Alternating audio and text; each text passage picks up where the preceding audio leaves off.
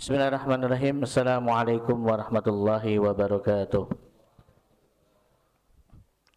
Innal hamdalillah nahmaduhu wa nasta'inuhu wa nastahdi wa nastaghfiruhu wa natubu ilaih wa na'udzu billahi min syururi anfusina wa sayyiati a'malina man yahdihillahu fala mudilla lahu wa man yudlil fala hadiya lahu. Asyhadu an la ilaha illallah wahdahu la syarika lahu wa asyhadu anna Muhammadan abduhu wa rasuluhu la nabiyya wa la rasulahu ba'dah. Allahumma salli wa sallim wa barik ala nabiyyina Muhammad wa ala alihi wa ashabihi wa man sara ala nahji ila yaumil qiyamati amma ba'd. Yaqulullahu ta'ala fil Qur'anil Karim, a'udzu billahi minasy syaithanir rajim, ya ayyuhalladzina amanu taqullaha haqqa tuqatih ولا تموتن إلا وأنتم مسلمون وقال والكاظمين الغيظ والعافين عن الناس والله يحب المحسنين وقال نبينا محمد صلى الله عليه وسلم في حديثه اتق الله حيثما كنت وأتبع سيئة الحسنة تمحوها وخالق الناس بخلق حسن وقال لا تغضب ولك الجنة. Ma'asyiral muslimin, jamaah salat subuh dan kajian Masjid Al-Ikhlas Villa Anggrek yang dirahmati oleh Allah Subhanahu wa taala. Alhamdulillah, kita bersyukur kepada Allah atas segala limpahan nikmat yang telah Allah karuniakan kepada kita sehingga pada pagi hari ini kita semua dimudahkan oleh Allah, diberikan kesempatan oleh Allah untuk sama-sama melangkahkan kaki kita menuju ke rumah Allah yang mulia ini dalam rangka menjalankan salah satu di antara kewajiban kita sebagai hamba Allah, yaitu melaksanakan salat subuh secara berjamaah kemudian dilanjutkan dengan talabul ilmi. Mudah-mudahan ibadah, aktivitas, kegiatan yang kita lakukan pada pagi hari ini mendapatkan keridhaan dari Allah Subhanahu wa taala dan semoga menjadi bagian dari ibadah kita yang diterima oleh Allah. Amin ya rabbal alamin. Salawat dan salam tidak lupa kita haturkan kepada uswatun hasanah kita, suri tauladan kita, Nabi besar Muhammad sallallahu alaihi wasallam beserta para keluarga, para sahabat serta umat beliau yang tetap istiqamah di atas jalan kebenaran hingga yaumul qiyamah. Ma'asyiral muslimin, jamaah salat subuh dan majlis ta'lim pengajian Masjid Al-Ikhlas yang dirahmati oleh Allah Subhanahu wa taala. Insyaallah kajian kita pada pagi hari ini kita akan melanjutkan kembali pembahasan kita di dalam membahas kitab Syu'abul Iman, cabang-cabang iman yang dikarang oleh Al-Imam Baihaqi rahimahullahu taala. Alhamdulillah, pada kesempatan kali ini kita sudah memasuki cabang yang ke-42 dengan judul Husnul Khuluq wa yadkhulu fihi kadhmul ghaid wa lainul janib, yaitu di antara cabang iman yang dimasukkan oleh Imam Baihaqi di dalam kitab beliau Syu'abul Iman adalah kadhmul ghaid, yaitu menahan amarah, wa lainul janib, dan bersikap lemah lembut, yaitu kebalikan dari amarah. Jamaah sekalian rahmati Allah Subhanahu wa taala, al-muallif rahimahullah taala mengutip sebuah riwayat hadis yang sahih, riwayat Imam Bukhari dan Muslim, dari sahabat Abu Hurairah radhiyallahu anhu. Pernah suatu hari Rasulullah sallallahu alaihi wasallam kedatangan salah seorang sahabat beliau, tidak disebutkan namanya ya, karena bagian dari untuk menjaga muru'ah, yaitu menjaga kehormatan seorang muslim. Banyak perawi-perawi hadis dari kalangan para sahabat Rasulullah tidak menyebutkan nama siapa sahabat Rasulullah yang mendatangi Rasulullah sallallahu alaihi wasallam. Kenapa tidak disebutkan nama mereka? Para ulama ahli hadis mengatakan di antaranya adalah untuk menjaga muru'ah, kehormatan mereka. Ya, makanya disebutkan hanya rojulan, ya, seseorang datang bertemu dengan Rasulullah sallallahu alaihi wasallam kemudian minta wasiat kepada Rasulullah.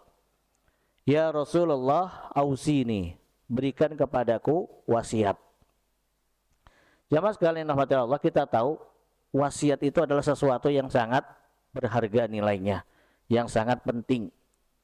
Makanya kenapa kita sebelum meninggal dunia diperintahkan oleh Allah Subhanahu wa taala untuk memberikan wasiat kepada ahli keluarga kita, tapi bukan masalah harta, wasiat yang dalam artian masalah hal yang lain. Seperti mana wasiat yang diberikan oleh para nabi dan rasul kepada anak keturunan mereka sebelum mereka wafat.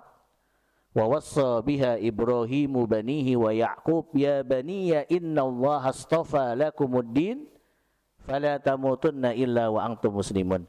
Di antara contoh wasiat yang diberikan oleh para nabi dan rasul kepada anak keturunan mereka adalah wasiat yang diberikan oleh Nabi Allah Ibrahim alaihissalam wa banihi wa Ya'qub, dan juga Nabi Ya'qub. Apa wasiat yang mereka berikan kepada anak-anak keturunan mereka sebelum Allah cabut nyawa mereka? Mereka mengatakan kepada anak mereka, innallaha astafa lakumuddin fala tamutunna illa wa antum muslimun. Wahai anakku, sesungguhnya Allah telah memilih engkau di dalam agama ini. Allah telah memilih kita semua sebagai seorang muslim. Maka sebagai bentuk rasa syukurmu kepada Allah atas terpilihnya kamu di dalam agama ini, fala tamutunna illa wa antum muslimun. Maka jangan sampai engkau meninggal dunia kecuali dalam keadaan Islam. Ya, jadi wasiat itu sesuatu yang sangat berharga, sesuatu yang sangat urgen. Hal inilah yang kemudian diminta oleh seseorang tadi kepada Rasulullah Sallallahu Alaihi Wasallam. Ya Rasulullah, ausini, berikan wasiat kepadaku. Yang mana jika wasiat tadi engkau berikan kepadaku akan aku pegang baik-baik dan akan aku amalkan setiap apapun wasiat yang engkau berikan kepadaku. Tapi ketika itu Rasulullah SAW, apa wasiat yang beliau berikan kepada sahabat ini, kepada seseorang ini? Beliau mengatakan la taqdhab. Singkat, padat, jelas. Jangan engkau marah. Jangan kamu marah. Sahabat ini minta lagi kepada Rasulullah, ya Rasulullah ausini, berikan wasiat kepadaku. Karena sahabat ini minta wasiat yang lain. Ya, beliau minta wasiat yang mungkin saat itu yang ada di dalam pemahaman sahabat ini sesuatu yang sangat besar. Ya mungkin Rasulullah mewasiatkan supaya dia jaga sholatnya, supaya dia tidak berbelok akidahnya dan sebagainya, ibadahnya dijaga. Itu mungkin yang diharapkan oleh sahabat ini. Tapi lagi-lagi Rasulullah SAW mengatakan la taqdhab, jangan kamu marah. Sahabat ini minta lagi kepada Rasulullah, ya Rasulullah ausini, wasiatkan aku, berikanlah wasiat kepadaku. La taqdhab, sampai diulang oleh Rasulullah tiga kali. La taqdhab faraddada miraran, la taqdhab. Jangan kau marah, jangan kau marah, jangan kau marah. 3 kali sahabat ini minta kepada Rasulullah SAW agar diberikan kepada beliau wasiat. Oleh Rasulullah 3 kali pula diberikan jawaban yang sama, wasiat yang sama, yaitu apa? La taqdhab, jangan kamu marah. Hadis ini sahih riwayat Imam Bukhari dan Muslim. Jamaah sekalian rahmatullahi Allah Subhanahu wa taala. Kenapa sahabat ini ketika minta wasiat kepada Rasulullah justru oleh Rasulullah diberikan wasiat yang sangat padat, ringkas, jelas dengan mengatakan la taqdhab? Ternyata ada asbabul wurudnya. Ada sebab terjadinya peristiwa atau hadis ini, nasihat, wasiat yang disampaikan oleh Rasulullah kepada sahabat ini. Apa asbabul wurudnya?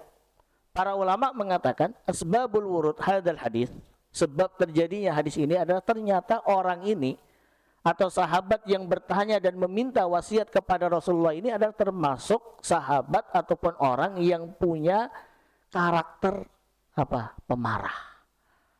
Ya, dikit-dikit emosi, dikit-dikit suka marah. Ya, meluruskan ketika terjadi permasalahan-permasalahan bukan diluruskan, bukan diselesaikan dengan cara yang baik, tapi diselesaikan dengan cara emosi, dengan cara marah. Dan memang sahabat ini, orang ini terkenal di tengah-tengah masyarakat yang ada di Madinah pada saat itu sebagai orang yang emosian, orang yang suka marah. Bukan hanya kepada masyarakat saja, kepada keluarganya juga terkenal. Bahkan mungkin dalam beberapa riwayat disebutkan tiap hari ribut terus sama istrinya, tiap hari ribut terus sama anaknya. Ya. Makanya kenapa tidak disebutkan nama sahabat ini untuk menjaga muru'ah, kehormatan. Tidak disebutkan. Kalau disebutkan namanya kan pasti, oh ternyata sahabat ini terkenal sebagai orang yang pemarah rupanya, emosian orangnya. Sampai saat ini pasti kita akan kenal sahabat ini sebagai orang yang emosian. Tapi oleh perawi hadis ini, sahabat Abu Hurairah disembunyikan namanya untuk menjaga kehormatan orang ini atau sahabat ini. Maka hanya disebutkan anna rojulan, seseorang. Dan dia terkenal sebagai orang yang suka marah, emosi dan sebagainya. Maka hal inilah yang kemudian ketika sahabat ini minta wasiat kepada Rasulullah SAW, oleh Rasulullah diberikan wasiat dengan mengatakan la takdzub, janganlah kamu marah. Dan jamaah sekalian dirahmati Allah, setelah Rasulullah memberikan wasiat ini, apa yang terjadi? Di dalam riwayat disebutkan, ya sahabat ini mengatakan, qala ar-rajul fa faqartu hina qala Nabi sallallahu alaihi wasallam maqala. Maka saat itu aku langsung mikir apa yang dikatakan oleh Rasulullah. Jelas, la takdzub, jangan marah.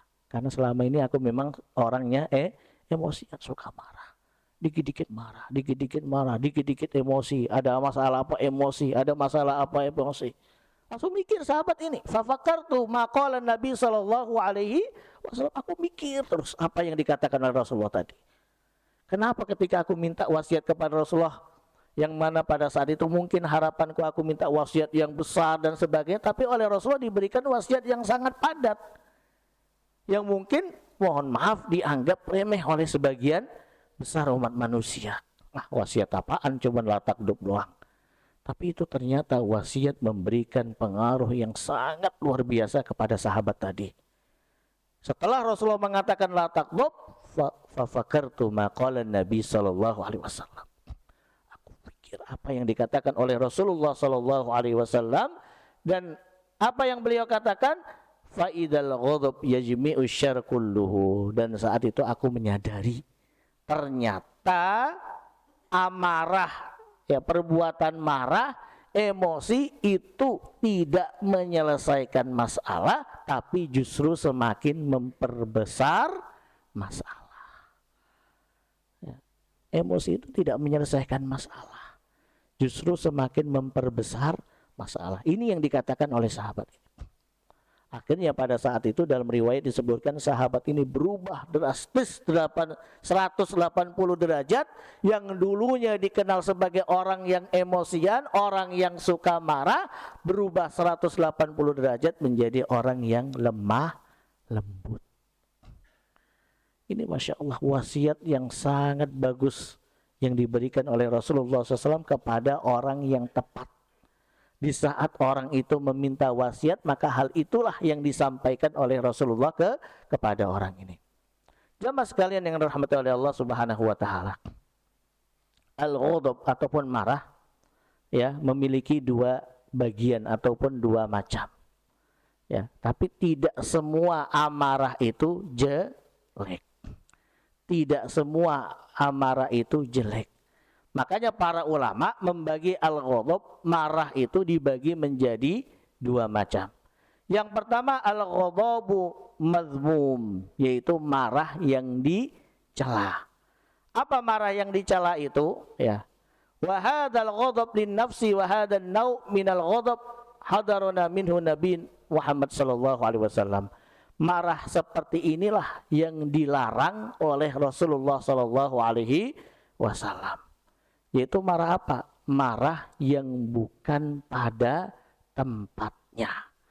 Marah yang bukan pada tempatnya. Nanti insya Allah kita akan memberikan contoh marah yang diperbolehkan dan sangat dianjurkan di dalam Islam.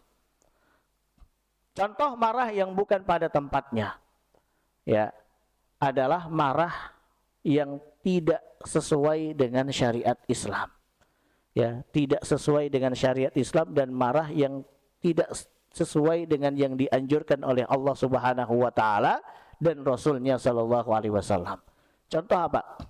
Ketika terjadi suatu permasalahan ataupun persoalan di dalam hidup kita, kemudian kita menyelesaikan masalah seperti itu dengan cara emosi atau dengan cara marah.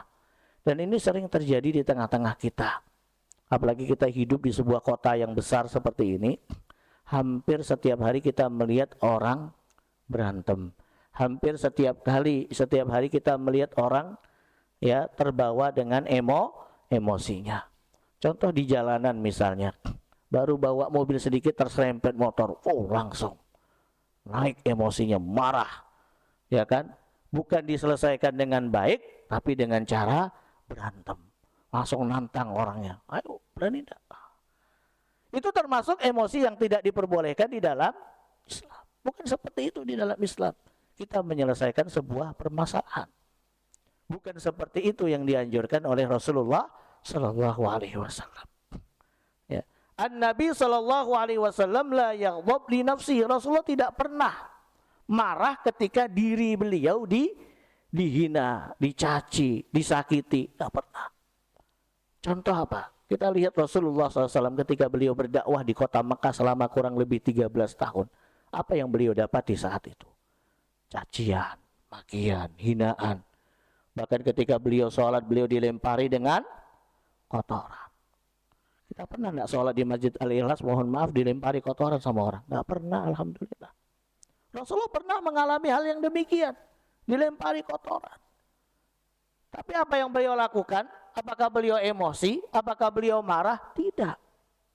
Bahkan di dalam sebuah riwayat disebutkan pernah suatu hari ketika Rasulullah mau berangkat ke Masjidil Haram di dalam menjalankan ibadah sholat, beliau dilempari kotoran oleh seorang musyrikin yang tidak senang dengan Rasulullah SAW. Kemudian orang musyrikin ini qadarullah jatuh sakit. Ya. Rasulullah ketika ke masjid kok nggak ada lagi yang ngemparin kotoran. Biasanya hampir tiap hari ada terus yang gangguin Rasulullah dengan melempari kotoran.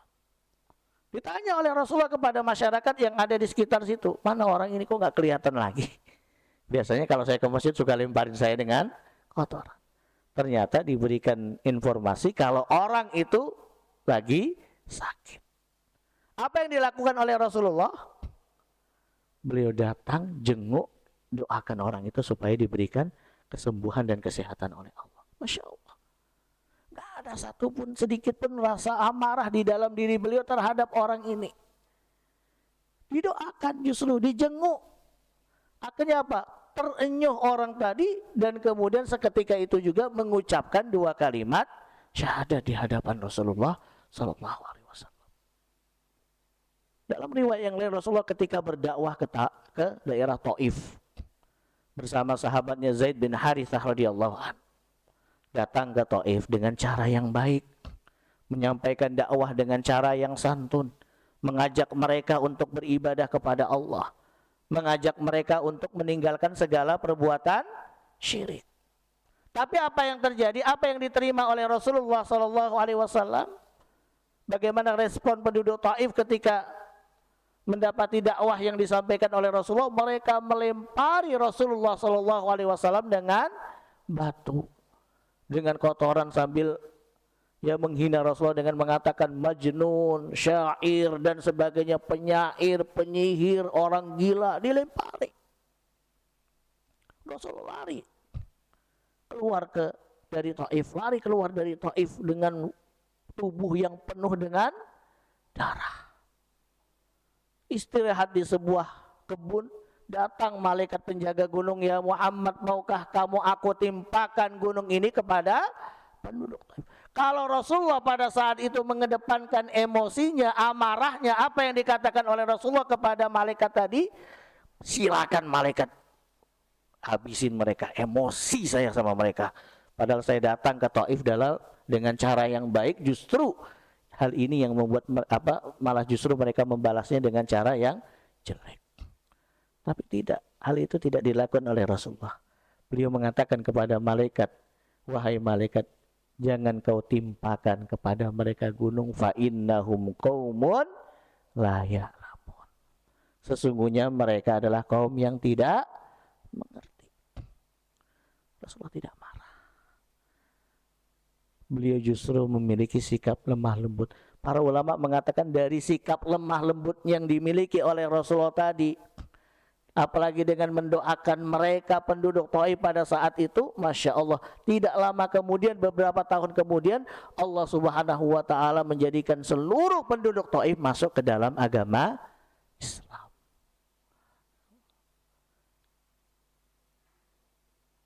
Ini sikap Rasulullah SAW. Beliau adalah orang yang sangat lemah lembut, tidak pernah membalas segala perlakuan jahat ya, yang dilakukan oleh orang kepadanya. Hudil afwa wa'mur bil urfi wa'arid anil jahil. Allah perintahkan kepada Rasulullah, hudil afwa, maafkan mereka wahai Muhammad. Wa'mur bil urfi, dan perintahkan mereka untuk melakukan kebaikan. Wa'arid anil jahilin, dan berpalinglah dari orang-orang jahil. Enggak usah emosi. Dan inilah yang kemudian ya pernah dialami oleh sahabat Umar bin Khattab radhiyallahu anhu ketika beliau menjadi khalifah.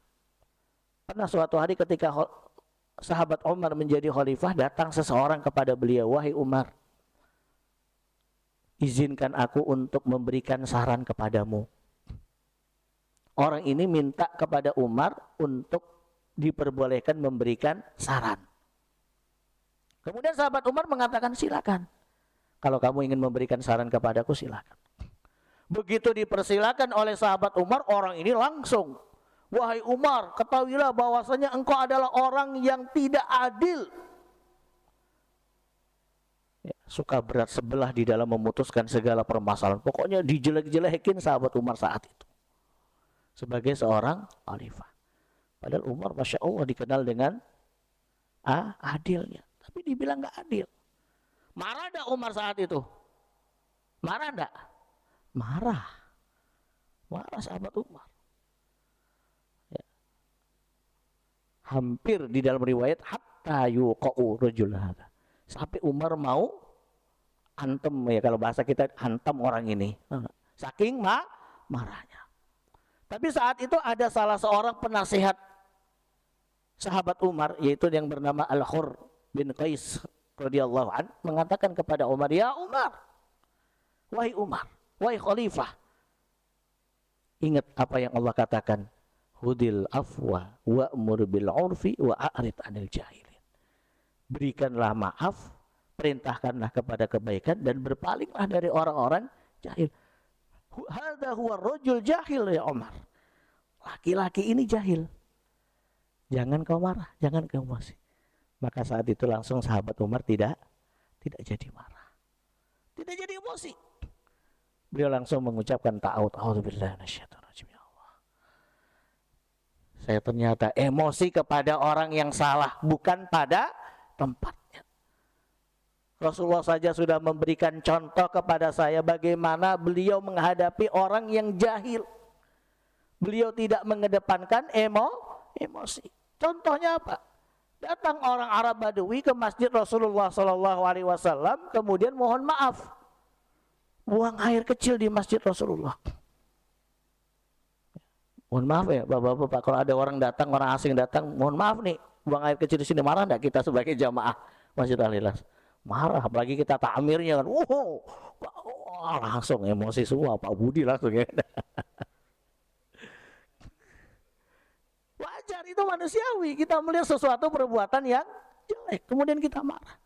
Itulah yang dialami oleh para sahabat saat itu, melihat orang Arab Badui datang dari luar kota Madinah, masuk ke Masjid Nabawi, buang air di Masjid Rasulullah, dalam masjid, bukan di luar masjid, dalam tempat sholat. Marah sahabat-sahabat Rasulullah. Umar bin Khattab langsung cabut pedangnya. Benar-benar ya, udah naik ke ubun semua amarahnya. Kalau nggak dicegah Rasulullah, langsung dipenggal kepala orang ini. Tapi Rasulullah justru menenangkan para sahabat, tidak, jangan. Tahan emosi kalian, kata Rasulullah. Tahan amarah kalian. Ya Umar, tahan amarahmu. Rasulullah perintahkan sahabat untuk mengambil air, siram. Dipanggil Rasulullah, baik-baik dinasihati secara lemah lembut. Wa'arid anil jahilin, orang Arab Badui nggak ngerti. Makanya Rasulullah SAW tidak tidak marah kepada orang Arab Badui ini, karena beliau tahu percuma memarahin orang yang tidak mengerti itu percuma. Makanya beliau mengedepankan cara lemah lembut. Insya Allah. Tapi jamaah sekalian rahmatullah, ada marah yang mahmud, marah yang terpuji, marah yang dianjurkan. Apa marah yang dianjurkan itu? Marah ketika kita melihat seseorang melakukan perbuatan-perbuatan yang haram, perbuatan-perbuatan yang bermaksiat kepada Allah Subhanahu wa taala. Contoh, pernah suatu hari ada seorang wanita Ansar melakukan perbuatan mencuri dari suku Bani Mahzumiyah. Mencuri. Kemudian ya, konsekuensinya kalau mencuri dalam hukum Islam apa? Dipotong tangannya. Dia minta dispensasi keringanan hukum. Tapi bingung caranya bagaimana mau menyampaikan kepada Rasulullah SAW secara langsung agar diberikan keringanan hukum. Akhirnya apa? Diminta tolonglah salah seorang sahabat yang dicintai oleh Rasulullah, yaitu sahabat Usamah bin Zaid bin Harithah radhiyallahu anhuma. Ya, anak dari sahabat kesayangan Rasulullah yang pernah dijadikan anak angkat oleh Rasulullah, yaitu sahabat Zaid bin Harithah punya anak namanya Usamah bin Zaid. Usamah anak dari sahabat Zaid plus dari Ummu Aiman. Ummu Aiman itu dulu adalah seorang wanita yang pernah mengasuh Rasulullah SAW. Bayangkan, berarti Usamah itu kedudukannya sangat tinggi di sisi Rasulullah. Anak dari anak angkat Rasulullah dan juga ibu pengasuh Rasulullah. Datang kepada sahabat Usamah mereka.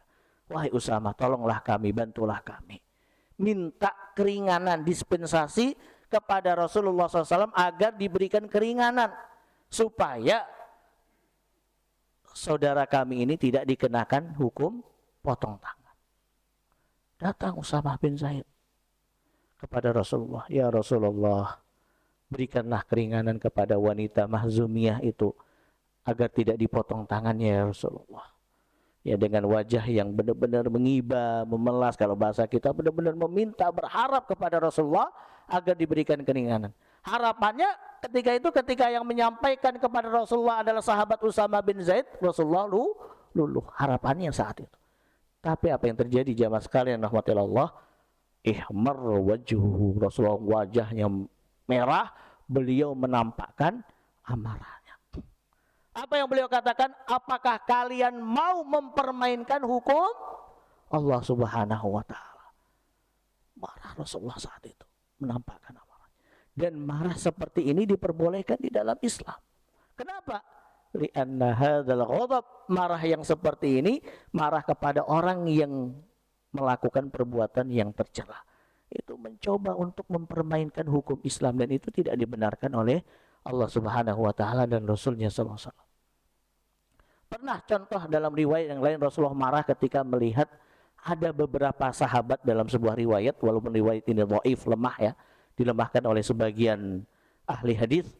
Ya, sahabat menghina Rasulullah, menghina sahabat yang lain, yaitu menghina sahabat Bilal bin Rabah radhiyallahu anhu. Kita tahu sahabat Bilal aslinya dari mana, warna kulitnya apa, kita tahu semua. Nah, sahabat Bilal itu dikenal oleh sahabat-sahabat yang lain dengan panggilan istilah ya Ibn Sauda. Jadi bukan dipanggil ya Bilal, wahai Bilal, tapi dipanggil ya Ibn Sauda, wahai anak wanita yang berkulit hitam. Bilal nggak terima dipanggil seperti itu. Ya kan? Nggak terima, enggak, walaupun faktanya, kenyataannya seperti itu, tapi beliau nggak terima. Ketika ada sahabat yang lain memanggil beliau dengan panggilan ya Ibn Sauda, dia ngadu kepada Rasulullah SAW. Ya Rasulullah, sahabat ini memanggil saya dengan panggilan ya Ibn Sauda, wahai anak wanita yang berkulit hitam. Iya, memang ibu saya, mohon maaf, aslinya bukan dari Jazirah Arab, memang aslinya dari Afrika, ya, dari Ethiopia, ya, dari daerah Ethiopia, bukan Afrika, bukan Jazirah Arab. Dan jelas warna kulitnya memang hitam.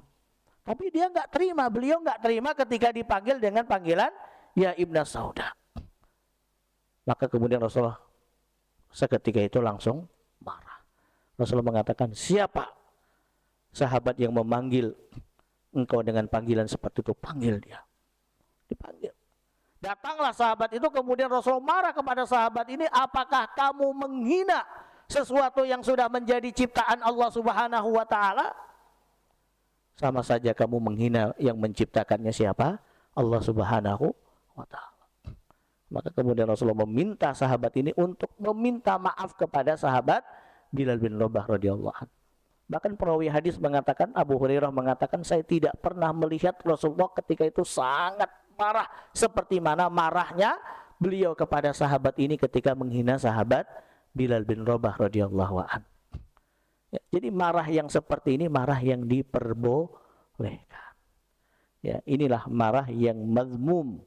Ya, marah yang marah yang mahmud, marah yang dianjurkan. Jamaah sekalian rahmati oleh Allah Subhanahu wa taala. Selanjutnya, tentu sifat amarah ini ada obatnya.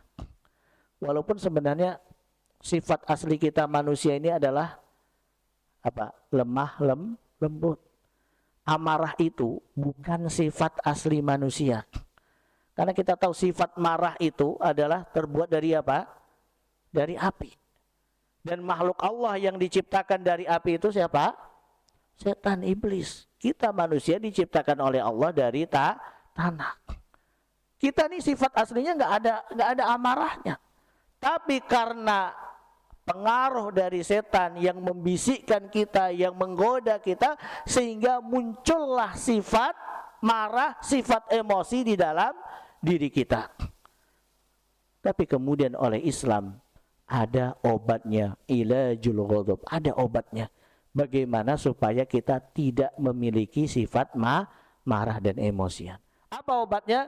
Yang pertama, al-isti'adzah billahi minasyaitonir rajim. Banyaklah kita memohon perlindungan kepada Allah dari setan yang terkutuk. Jadi kalau kita dalam kondisi marah, ucapkanlah kalimat ta'awud. Ya, a'udzubillahi minasyaitonir rajim. Karena suatu hari dalam sebuah riwayat Rasulullah melihat di hadapan beliau para sahabat beliau yang lagi berantem, marah-marahan. Maka kemudian Rasulullah mengatakan, wahai sahabatku, aku akan ajarkan kepada kalian satu kalimat yang kalian ketika membacanya hilang sifat amarah kalian tadi. Itu kalimat apa? A'udzubillahi minasyaitonir rajim. Jadi bukan istighfar. Jadi kalau kita lihat ada orang marah, bukan malah justru kita perintahkan dia untuk istighfar. Saya pernah lihat, mohon maaf, ada orang lagi marah, kemudian orang-orang pada kerumun, oh istighfar, ayo istighfar. Bukan. Justru setannya dulu yang diusir. Setannya setelah diusir, ya kan, udah jauh, auzubillah, baru kemudian diperintah untuk istighfar. Kalau setannya masih ada di dalam tubuhnya, bagaimana dia mau beristighfar? Jadi bukan istighfar yang diperintahkan, justru kalimat ta'awud. Ya, baca ta'awud, a'udzubillahi minasyaitonir rajim. Usir dulu setan itu. Karena ketika dia marah itu dia lagi diganggu setan. Ya, apalagi kalau emosi. Saya pernah melihat orang mau berantem, ya kan, bawa senjata tajam itu sampai dikerumin orang, dipegangin, orang baru istighfar. Ya nggak keluar setannya, disuruh istighfar. Ya, harusnya suruh baca ta'awud. Ya, karena dengan ta'awud insya Allah setan akan pergi. Ketika setan tadi pergi, amarahnya akan hilang. Itu yang pertama. Kemudian yang kedua, as-sukut. Ketika kita lagi marah, orang marah biasanya dengan ucapan, dengan lisan. Ya, apalagi kalau marahnya udah memuncak, semua nama binatang keluar. Ya kan? Ya, semua nama binatang yang ada di kebun binatang disebutin semuanya. Maka kemudian Islam memerintahkan apa? Sukut, diam. Kalau lagi marah, lagi puncak-puncaknya emosi, diam, kata Islam. Jangan diterusin lagi, diam. Ya, maka terkadang diam itu baik. Maka di dalam dari bahasa kita, diam itu emas. Baik. Idza ghadaba ahadukum falyaskut, kata Rasulullah. Ketika kalian marah, maka diamlah. Diam. Jangan dilanjut lagi. Khawatir kalau kita lanjut lagi nanti keluar ucapan-ucapan yang tidak baik. Apalagi mohon maaf kalau lagi berantem dengan pasangan kita. Nih terutama bagi bapak-bapak, hati-hati. Kalau lagi berantem dengan istrinya, kemudian keluar ucapan-ucapan yang tidak pantas, diantaranya ucapan kata talak, kata cerai. Lagi emosi, saya ceraikan kamu. Wah, langsung. Dalam Islam jatuh nggak talak? Jatuh. Hati-hati. Makanya supaya kita tidak mudah mengucapkan kata-kata talak, terutama di saat emosi, ya lagi misalnya mohon maaf, lagi ribut dengan istri kita, maka diem. Ya, diem aja udah. Ya, walaupun saat itu istri kita lagi, gak usah dilayanin, diem aja. Ya, diem. Jangan kita laki-laki ikut melayan. Ya. Tinggal pergi Pak. Ya, oh, bagi yang lain kata Pak Joko, nggak boleh Pak Joko. Ya, diem, as-sukut ya. Jangan diladeni. Biarkan istri kita marah. Biarkan istri kita mengeluarkan apa yang ada di dalam isi hatinya. Biarkan. Kita laki-laki lebih cenderung diam. Dengarkan saja. Karena kalau kita sudah keluar sesuatu ucapan dari lisan kita, hati-hati, khawatirnya akan keluar ucapan kata-kata talak.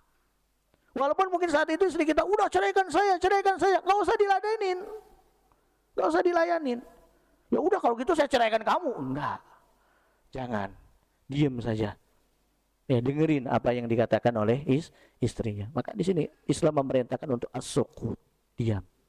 Kemudian selanjutnya as-sukun. Kalau as-sukut itu mulut yang diam, kemudian yang selanjutnya as-sukun itu anggota tubuh yang diam.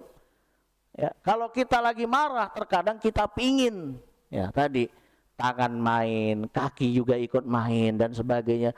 Maka saat itulah Islam memerintahkan as-sukut, diam, tahan, jangan sampai tangan kita main, jangan sampai kaki kita ikut juga main. Makanya dalam Islam marah itu biasanya orang dalam kondisi apa? Berdiri. Emosi itu memuncak lagi dalam kondisi berdiri. Kalau lagi berdiri ini kan emosinya benar-benar naik. Apa yang diperintahkan oleh Islam? Kata Rasulullah, fajlis, duduklah. Masih marah juga duduk. Kata Rasulullah, berbaring. Pernah lihat orang lagi berbaring marah? Kamu nggak ada. Nggak pernah. Orang kalau lagi berbaring jarang marah ya Pak ya? Jarang. Biasanya orang marah itu berdiri atau mungkin duduk. Maka supaya nggak marah berbaring. Berbaring.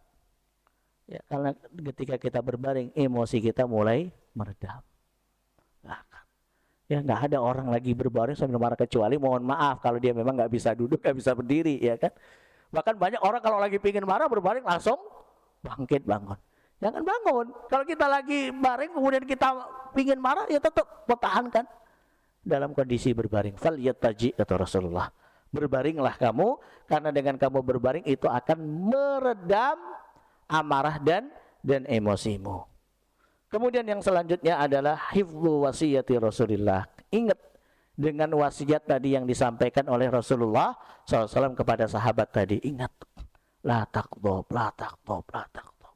Kalau kita mohon maaf tipenya orangnya mudah emosian, mudah marah dan sebagainya, nih, tanamkan kata-kata la taqdhab ini dalam diri kita. La taqdhab, jangan marah. Aduh, jangan marah. La taqdhab, jangan marah. Aduh, jangan marah, jangan marah. Tanamkan hal itu. Biar apa? Biar kita menjadi orang yang tidak mudah emosi. Kemudian yang selanjutnya, ingat, orang yang tidak marah itu kata Rasulullah, Pak, walakal jannah, maka baginya surga. Jadi surga itu penduduknya nggak emosian, bapak-bapak, ibu-ibu sekalian. Surga itu penghuninya bukan orang yang suka marah, bukan orang yang suka emosian. Tapi surga itu dihuni oleh orang-orang yang memiliki jiwa yang lemah, lembut. Bahkan di dalam hadis Rasulullah mengatakan, nih bagi bapak-bapak mohon maaf, man kadama ghaidhan wa huwa qadirun ala ayyan fadu. Barang siapa yang bisa menahan emosinya, menahan amarahnya, padahal saat itu mungkin dia bisa meluapkan emosinya, da'ahu Allahu ala ru'usil khalaik, maka Allah akan mendoakan dia pada hari kiamat hatta yuhayyiruhu, bahkan nanti di hari kiamat dia diberikan pilihan oleh Allah apa? Al-huru'in, al-hurul ain masya'a, mana di antara hurun ain yang ada di surganya Allah yang dia inginkan. Masya Allah. Ya. Apa hurun ain itu? Bidadari. Ya. Pengen enggak bapak-bapak banyak dapat bidadari di surga? Oh, kata ibu-ibu janganlah. Pengen enggak? Pengen. Kalau pengen satu, jangan mudah marah. Yuhayyirum minal hurul ain masya'a, diberikan pilihan, silakan nih dari bidadari yang sekian banyak yang ada di surga, silakan dipilih. Ini jaminan yang diberikan oleh Rasulullah SAW kepada kita para laki-laki yang orang yang tidak mudah marah atau orang yang memiliki sifat lemah lembut. Kemudian yang selanjutnya adalah ad-du'a. Banyaklah kita berdoa kepada Allah agar Allah memberikan kita sifat lemah lembut. Di antara doa yang diajarkan oleh Rasulullah, doanya panjang ya. Allahumma bi ilmikal ghaib wa qudratika 'alal khalqi ahyini mimma 'alimtul hayata khairun li. Intinya di dalam doa ini ada kata-kata Allahumma wa as'aluka khasyataka fil ghaib wasyahadah wa as'aluka kalimatal ikhlas fir ridha wal ghadab.